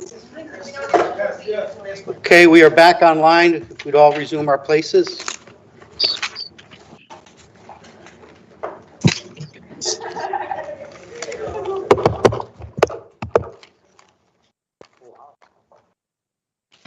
Okay, next on the agenda is approval of board minutes. The first one is March 28th, 2022, regular public meeting. So moved. Move to approve by Ms. Allen, Second. second by Ms. Baptiste Perez. Are there any discussion or edits? All right, all in favor? Aye. Aye. Any opposed? Any abstentions? Mr. Lombard abstains. March 28th, 2022, special meeting. Is there a motion to approve? So moved. Moved by Ms. Baptiste Perez, second by Ms. Allen. Is there any discussion or are there any edits? I'm staying with that. Okay, all in favor? Aye. Opposed? And Mr. Benahan abstains? Mr. Benahan and Mr. Lombard abstain. Next is the chairman's report, establishment of ad hoc committee for district-wide calendar holidays and vacations. I think the past hour or so illustrates that we need to come together with some common understandings about how we structure our calendar. So I'm going to make a motion that this ad hoc committee be established and that it be charged with finishing its work no later than August 31st. So moved. Moved by Ms. Allen. Is there a second? Second by Mr. Kolovic. Do you have your hand up? Okay, all right. All in favor? Aye. Opposed? Okay. All right, I'll select the members for this and announce them at the next meeting. Committee reports and referrals, ad hoc district-wide branding initiative. Ms. Brown? Thank you, Mr. Chair. Currently, we will be meeting this Wednesday to discuss our district logo and and any other items that are on our agenda. But we'll meet this Wednesday virtually, not at Central. This is a virtual meeting. Mm-hmm. Correct. Okay. Any referrals? Contracts Committee did not meet in the interim. Are there any referrals? Educational Diversity, Equity, and Inclusion, Mr. Sokolovic? We met on, Microphone. What? We met on April 4th, and what happened today is the result of that meeting, and that's all I have to report. And the next meeting will be, sorry, I don't have a calendar up, third Monday, whatever. I'll get the date to everybody. Mr. Chair, there will be at some point after final negotiations, referral to the contracts committee on the bus RFP response. So you're going to have a recommendation for award? Yes, at some, we're waiting for Ms. Siegel to finish her final negotiations with the bus company. Okay. Facilities did not meet in the interim. Are there any referrals beyond what's already been referred? Okay. Governance would have met on April 4th, but the diversity committee met in its stead, so we did not meet. Are there any referrals beyond what's already been referred?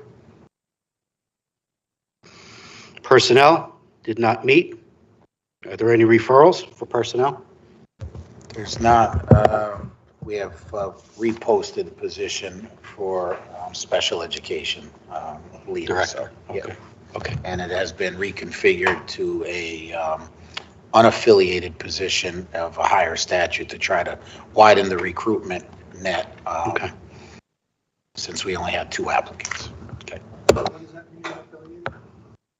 Non-union, Oh, not you. yes.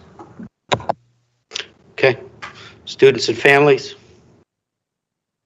Students and family, the next meeting is going to be April 28, 2022, sorry, 6 p.m. in Central High School and the library.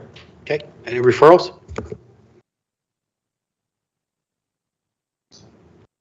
Yeah, you sent me the two referral. I got to check the date. Mr. John Torrey, he emailed me what date in May. Okay. Available. Okay, Thank so you. we can do both in May. Okay, sound good. Thank you. Did you have your hand up, Mr. Macaron? Or were you? Okay. Teaching and learning, Ms. Baptiste Perez. Thank you, Chair. We met on April 4th, 2022. 2 items are up on new business, which are the Discovery Magnet field trip and the Winthrop School field trip, so I won't go into detail regarding that now. We did have a very enlightening discussion regarding the student sport participation grade requirements and enforcement, particularly taking a look at middle school basketball for boys and girls. And we'll have Mr. Testani is going to be working with the coaches to develop a handbook that will actually hopefully be enforced, that will emphasize the student athlete component to it. We also had a presentation of some of the research on the benefits and drawbacks of a later school start time for high school, and more information will be presented on that because that will be a lengthy process. Okay. Thank you. Are there any referrals for teaching and learning? Ms. Baptiste Perez, you got the referrals that I sent you. It's in your inbox for your next meeting. I'll look. Thank you. All right. Superintendent's report. Mr. Chair, Chair. we skipped over finance. Oh, stop doing it. You missed the finance committee. Finance Committee. Yes. After facilities. Okay. Go ahead. Yes, we met on Alphabetical.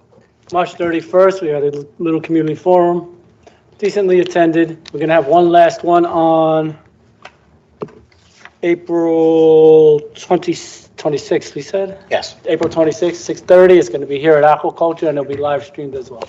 Okay. Any referrals for finance? Okay. Superintendent's report. You don't want to do the students? Oh, that's right. We moved around. Student representative reports. There's 2 of you left. We might have some. Okay. Go ahead. A Reflector from Fairchild Wheeler IT. I just would like to report a couple weeks ago, we invited Mr. Testani and welcomed him to have a roundtable to discuss issues at our school. And personally, I was invited there, so I think everything we did and talked about went pretty productively and found out some important things which will help change our future at Fairchild. And then also, this Wednesday, the IT is having a pep rally, so yay! We get to play dodgeball, tug-of-war, and musical chairs, but we were just very grateful to have it because it got pushed because it was supposed to be in December. So yeah, dodgeball, right? It's gonna be so exciting. So because we're gonna do it, we're gonna have we're gonna make it a surprise. So it's gonna be the freshman and this freshman, sophomore against junior, seniors, and the winner of that will play each other. And then the winner of that, we're gonna make a teachers team, but that's gonna be a surprise. So it's the teachers are there's no Fairchild kids on there. And so the teachers are gonna have so much fun pelting the balls at the students. They've already told me. Yeah. Okay. Okay. My name is Alina Khan. I'm an aerospace student. Firstly, we have a 10th grader that was awarded an honorable mention at UB's Research Day for a project they did. His name is Paul Zint.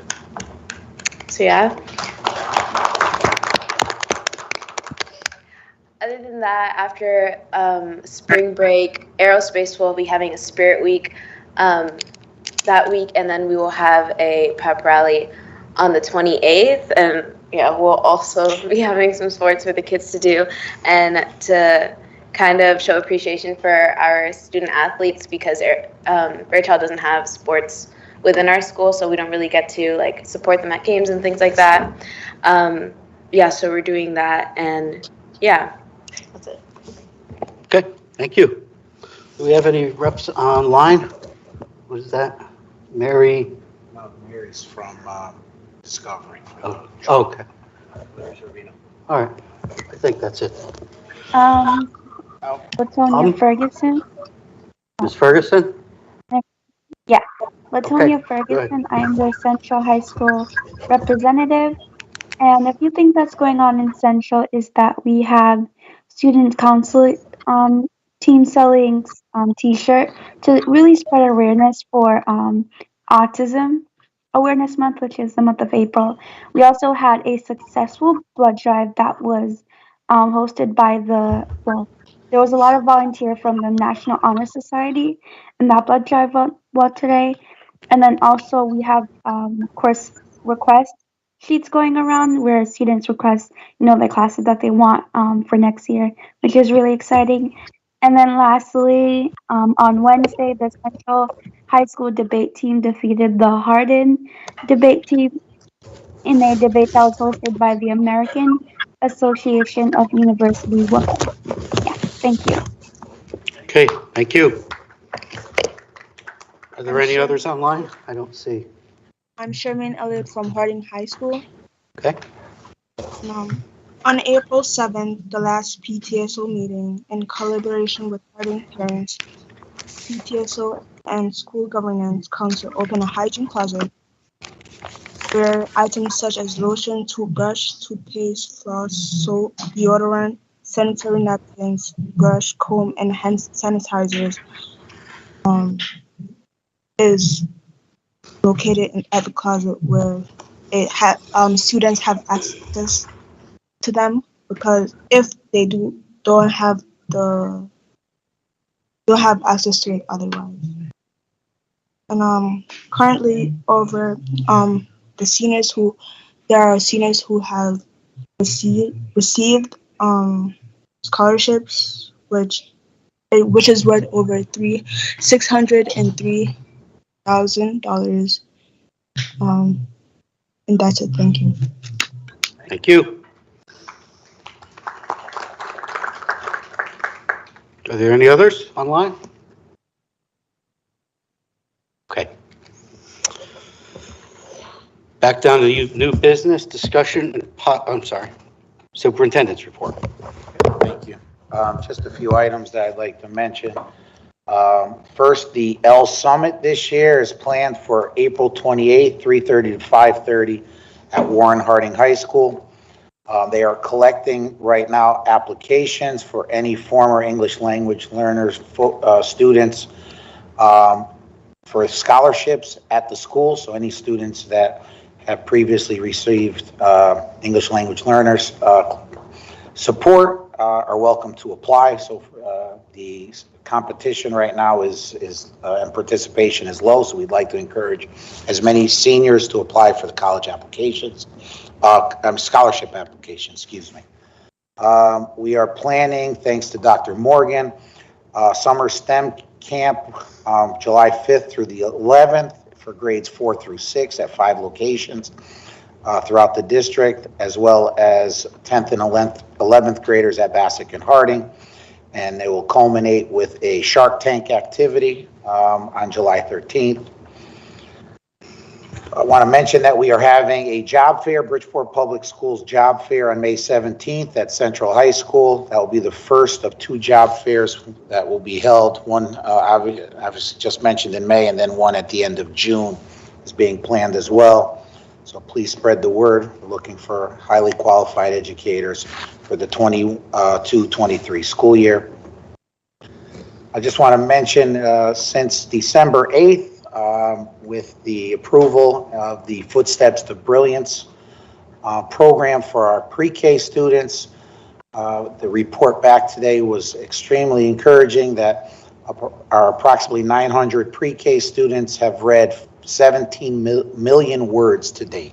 So this is extremely encouraging. So that this will be also presented later in the year at Teaching and Learning Committee once we gather all the data. But that was just some news that was shared today. I want to give a special thanks to the Talc Foundation for their generosity. They are funding a cupcake truck that will go out to every school over the next couple of weeks to thank staff for all their hard work this year. So that's just real appreciative for the Talc Foundation. We have, just want to give a little plug. The Village Initiative Project Incorporated has been under the leadership of Teresa Wilson, serving underserved youth in Bridgeport through college tours and giving them exposure to higher education. They are currently seeking more students to participate in grades 6 through 8. They meet on Tuesday evenings from 5:30 to 7 on the 3rd floor of the Margaret Morton Government Center. And for 9th through 12th graders, they meet on Wednesday evenings from 5:30 to 7:30 at the BMA campus on Aranistan Avenue. So I think it's a great program that we should be promoting for students to get access to higher education through college tour visits.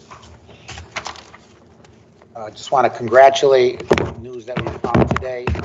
Miles G, building substitute at Park City Magnet, has received an incentive bonus and is a finalist for Substitute of the Year. That will incorporate a monetary award of $5,000 if he is chosen, and also $1,500 that will go to the school. And just want to share, prior to the final announcement, Bridgeport Public Education Fund has disclosed their awardees for this year that will be celebrated at a later date in their awards ceremony. The George Bellinger Leadership Awardee this year for Outstanding Principal goes to Mr. Brett Gustafson of Carey-Al School. And the 8 Outstanding Teacher Awards go to Jessica Baldazan, Laura Elwanger, Rebecca Fiola, Teresa Oliveira, Michael Palucci, Christina Shanahan, Makia Stovall, and Jennifer Weeman. So congratulations to those folks. And also the Elizabeth Freem Civic Engagement Awardee goes to Wade's Dairy Inc. of Bridgeport. So those are quite a high honor. And that will conclude Superintendent's report for tonight. Okay, thank you. Okay, back to new business. I have some question from Mr. You got a question? Go ahead. Yes. 2 questions, or maybe you can answer both at the same time, Mr. Testani. And one of them is that we already spoke about that, is why it takes so long, the city, to pay for the vendors. And I'm gonna tell you this for the record. When I know all these PAC leaders and PTA, so when they, order for the vendors, they take forever to get paid, those vendors. That's why the list is like 60, 70,000 vendors, because they don't get paid right away. I understand it's not coming from us. I understand it's coming from the city.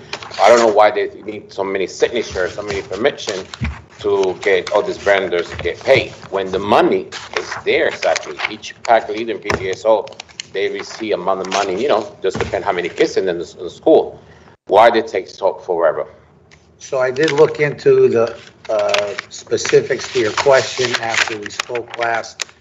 Once the recommendation, the P9 is inputted, there's a number of approvals, as you mentioned, the PO is generated. So we're trying to streamline so that the individual who entered the P9 is notified when that PO goes out. What we did find in just some cross-referencing, that the address that the vendor may have provided when they registered may no longer be valid, and that is where the PO is sent, not to the address that's entered into the P9. And the individual that enters the P9 doesn't have really a way of knowing when that PO goes out. So I did have the business office look into this. We're going to try to see if there's any adjustments that can be made. So if Mr. Benahan enters a P9, the minute that PO is issued, he receives a copy so that he can follow up with the vendor to shorten the time frame for the vendor to be compensated for their services. Okay, so good. And my last question for you, Mr. Testani. Knowing that we have in April, May, and June, 2 months to finish the school, we don't have no contracts. We don't have nothing where your staff have to be renovate, to be updated, nothing like that, or they will do it for next year. Because one question is because we don't want at the last moment, one of the staff say, oh, I need to renovate my contract. So I'll just ask a question. We don't have no staff that has to renovate contract, nothing like that.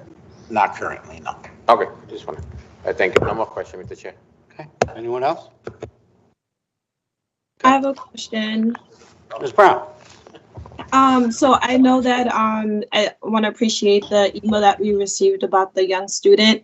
I just wanted to know, is there anything, once there is more information available, of how the district could bring awareness to whatever the situation was so that students feel supported? I know specifically by being a young woman, I know quite a few girls have reached out and, you know, dealing with what took place. But I just want to know if anything the district is looking to do to provide awareness for this particular incident. Sorry. Yeah, we immediately reached out. Well, they reached out to us, the folks from the Hub and RIASAP, and Ms. Roca Reyes did speak to Victoria and Giovanna at the Hub and they are putting together some resources for counselors and student success team members. They're also going to have the mobile crisis unit be available at the school for support, and they're offering additional support staff if we need it. But they are also going to provide professional development to all staff to support social emotional needs and training for students around resiliency. And that information is going to be forthcoming. Thank you. You're welcome. Okay. Anyone else? Okay. Back to new business, discussion on possible approval of Discovery Magnet School field trip to Nature's Classroom. Is there a principal here to? Teacher Mary Servinos here. Mary Servinos. Hi, I just wanted to check. I want to make sure that you can hear me. Oh yeah, we hear you. Okay, great. Thank you so much for allowing me to ask for permission for this trip for this year. Our sixth graders usually go to Nature's Classroom every year since 2010, and we haven't since the pandemic. This would be the first time we're thinking about going on an overnight trip.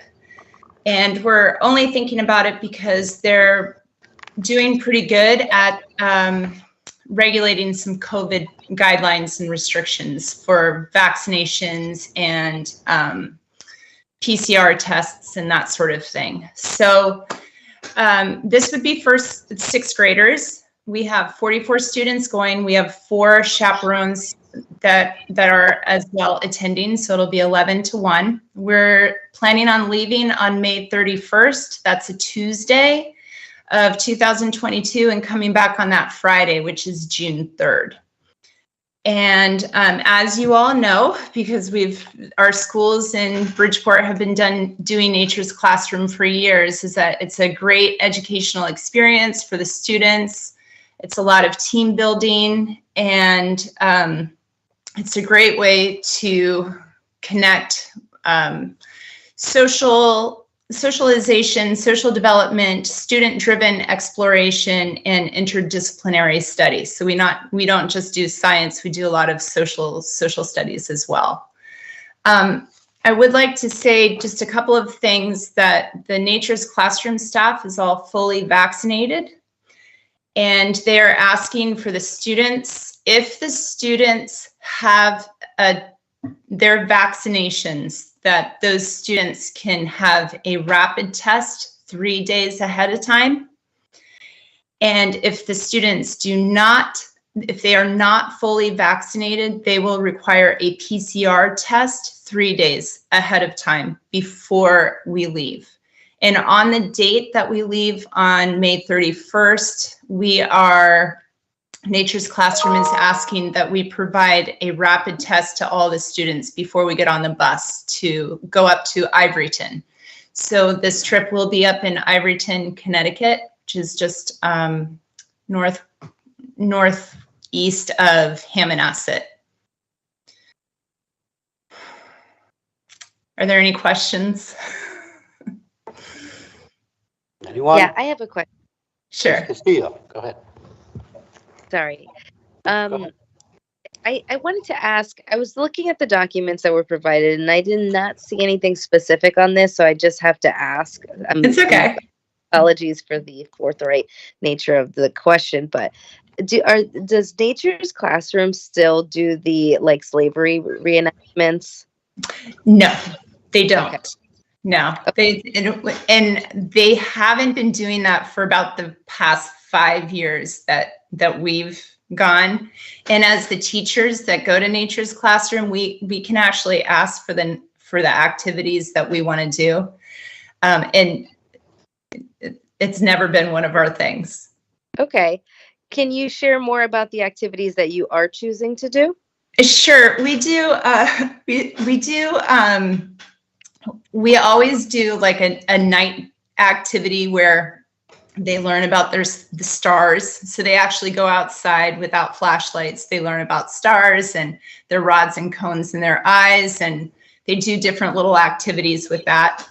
The first night we always do a team bonding. So it's just working together to accomplish a common goal, whether it's to get across the room with just using sign language or something like that without talking, just little things like that to kind of get the kids to open up. And then we're only there 3 nights this year. So the last night we always do, it's like a sing-along and around a bonfire, and the kids have s'mores and we just sing campfire songs. So those are the nighttime activities. And during the day, the kids are broken up into small groups. So we have 4 groups. We'll have some educator from Nature's Classroom that leads each of those groups, and they go into the woods and talk to the kids about different things that they see in the woods. And from my experience in the past 10 years, it's always been those educators are really good about finding out what the kids are interested in, and they lean towards that. In the afternoon, they have 2 to 3 classes that students pick. And a lot of times for the teacher and I that are going, we always ask the counselors to just pick the ones they're most interested in. So, sometimes it's a fungus among us. So they go around the woods and they identify fungus that is edible, and they bring it back and they cook it up on the skillet. Or there's shelter building. There's, looking at amphibians and things like that in the water. It kind of depends on the location that we're at. But there's rocket science, so that they launch water rockets. Sometimes there's dissections. So we try to do a big variety. We'll do a dissection with each, with each class. There's 4 classes that are offered. We'll always have a dissection, but all of these other different ones, so that the kids can feel comfortable going to a class that they really like. Awesome. Thank you very much. Appreciate it. You're welcome.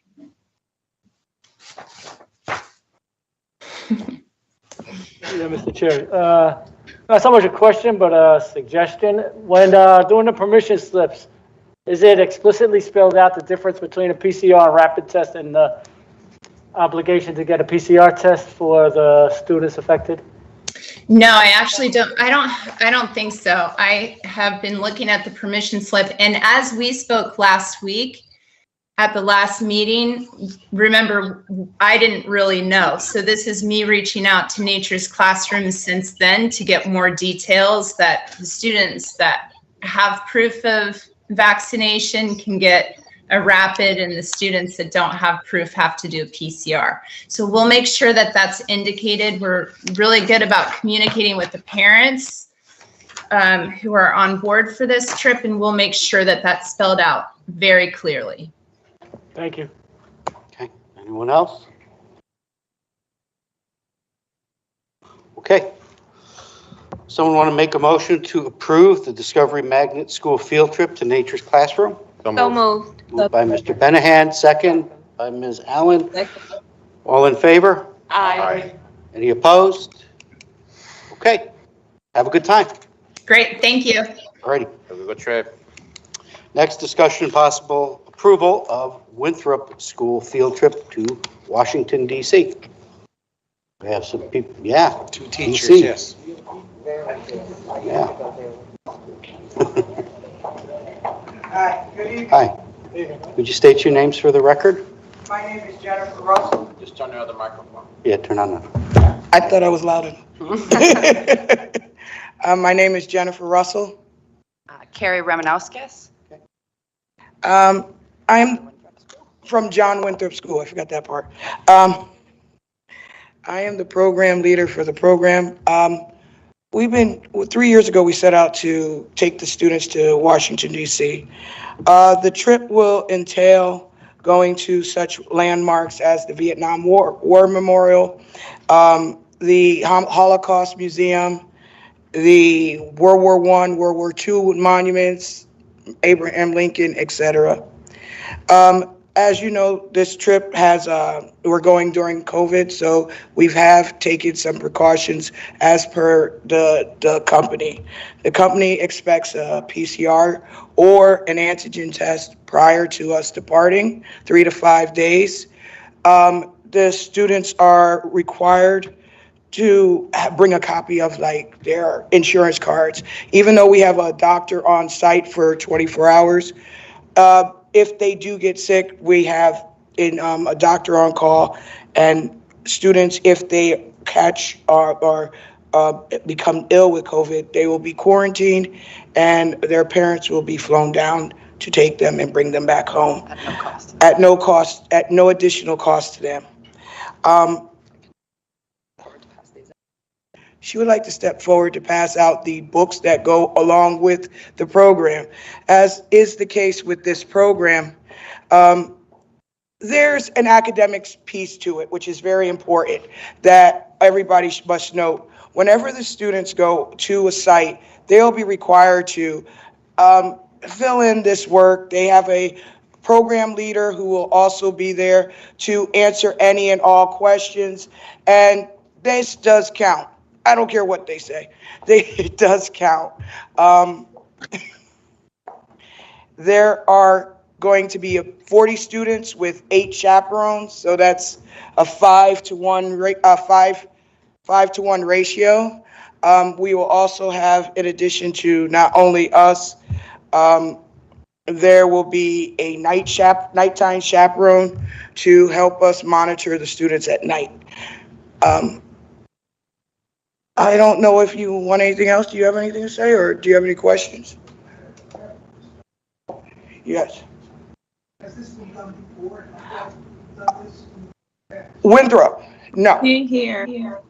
Winthrop has not done it in the past. However, has not done it in the past. However, World Strides, which is the company we are using, has been doing this since the 1960s and does programs throughout the United States, Canada, Europe. And Bridgeport Public Schools have attended through World Strides prior. Yes, other programs have done this. I think Discovery, as a matter of fact, might have done it through them. Any other questions?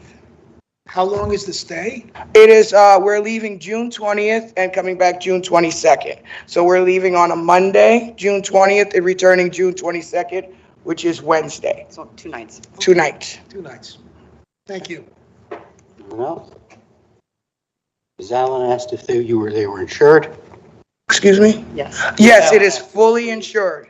Fully insured, everything's insured. Got all of the insurance paperwork is in the packet, as well as the bus company's insurance and the company World Stride.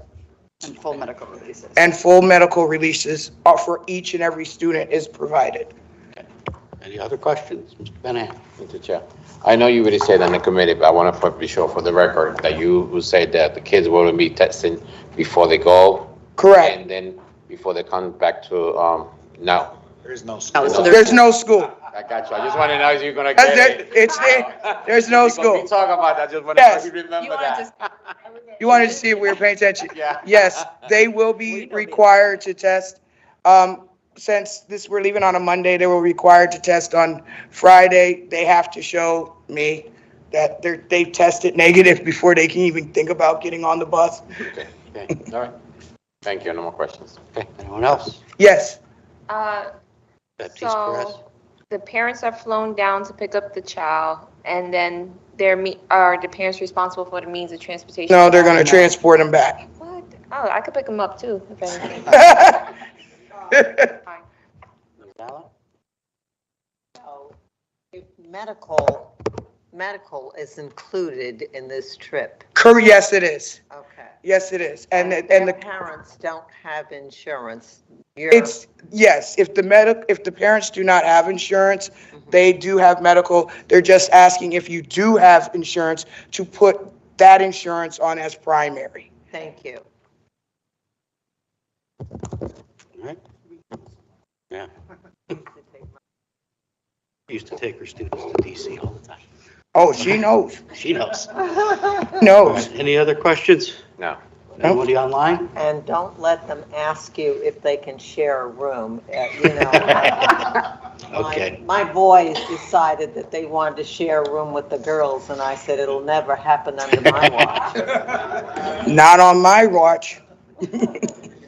That's if there are no other questions. No.